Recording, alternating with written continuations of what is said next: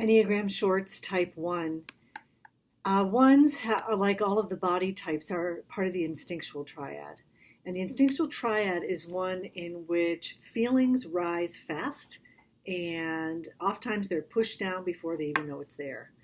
The body types tend to get stuck in judgments and get stuck emotionally in the past because these emotions are unprocessed and undigested. If you're pushing them down immediately, repressing them, or say pushing away your vulnerability, or pushing how you really feel, or tightening up on it, numbing on it, it gets pushed away and it almost houses it, and we almost have a muscle memory of these unprocessed and undigested emotion.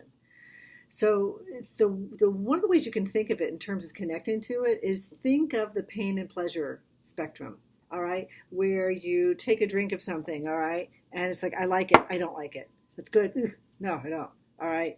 Or somebody walks in and you have a strong reaction to them. For the body types, there is not a lot of nuance in between, particularly with the ones. There's not a lot of granularity. And because that initial judgment gets stuck in the body, it's primal, it's visceral, and it can arise later if it's something they haven't dealt with, all right? So fairness is big.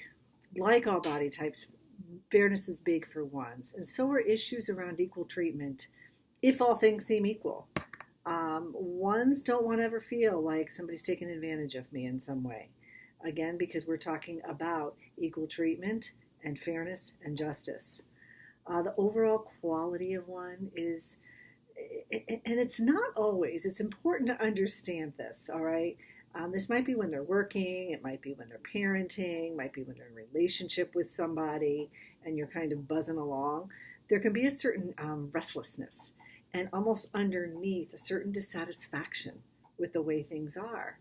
And it has to do with things need to be better. You need to be better, this room needs to be better, this work project needs to be better. The attention is going to flaws, and those flaws need fixing. So there's also can be a certain drive towards righteousness in the social arena, all right, or the political arena, the religious arena. Attention goes to this one right way. Or if you're an atheist, it's the anti-religion arena. Or if you're apolitical, do you hear what I'm saying? But there's a strong drive towards righteousness, and there can be an intense seriousness, almost as if play has to be earned. The inner critic tends to be accusatory and defensive, and some ones describe it as almost like a relentless buzzsaw in their heads, while others describe it as kind of an eternal parent or something like a church lady. With that said, there's something that I think is really important to be named, that there's a lot of gifts in the type 1 structure. Ones tend to be very responsible. There's a real concern for improvement. They can be very self-reliant and honest, lots of integrity. And what I've found too, particularly ones working on themselves, there can be a certain wisdom and a humaneness towards the recognition of the human condition. And ones I've found have this almost natural orientation towards gratitude when they can calm the inner critic. They can be very optimistic. There's kind of an attractive modesty about ones, and people, there can also be, because the critic is so loud, it's kind of like the other side of that coin, is a real ability to be fair and tolerant, where there's almost an acceptance of ambiguity because they've worked so much on seeing and noticing this black and white aspect of their character structure, and they know it's not who I really am. So if you're in relationship with ones, recognize that they are detail conscious and offer small gestures. Be on time. Give a genuine compliment. Express appreciation for something they did. It doesn't have to be huge. It's something small and simple. And also speak respectfully. Don't make people feel foolish. Don't call someone out publicly. And ones can sometimes tell me, God, Leslie, I feel like I'm so boring. Well, you know what? I have to tell you, my mom's a one.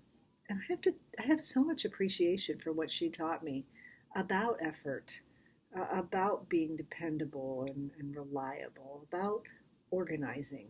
Organization doesn't come naturally to me.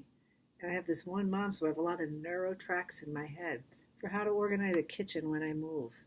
There's a, for ones, they can say, God, that feels boring, but there's a certain um, loveliness about order in the world. And at the same time, it's really important if you're in a relationship with one to bring fun to the relationship. Most everyone I know, everyone has some sort of silly switch that can be tripped, and they can be some of the most fun and loyal friends who you just really feel like you can count on. And also ones, really can work a long time on their own, so they are fine if you maintain your own interests. And they're fine working side by side. There's a certain beauty in relationship with a one where you're each doing your thing. But I'd really try to avoid power struggles, avoid blame. Ones do have this desire to be right, so it's real important for them to see how two right ways can coexist side by side. And if you're a one, it's really important to pay attention to your blame.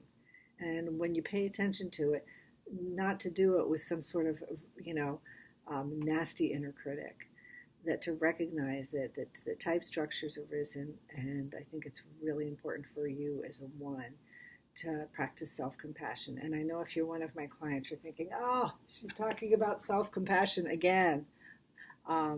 Yeah, it's a constant practice for you, and it's something that's going to be a lifetime practice for you. Compassion for yourself, compassion for others, and recognize and minimize that internal critic. If you have to, take it off your shoulder, pop it in your shoe, have a little humor about it, come into a conversation with it, challenge it, and also allow time to play, relax, accept yourself as you are. And if you're in relationship with ones, really focus on, hey, that was good enough. And then when they do work hard, mark it out, say something. It goes a long way. So if you want to find more about ones, lesliehershberger.com, and sign up to receive my future YouTube videos and subscribe to my channel. So take care.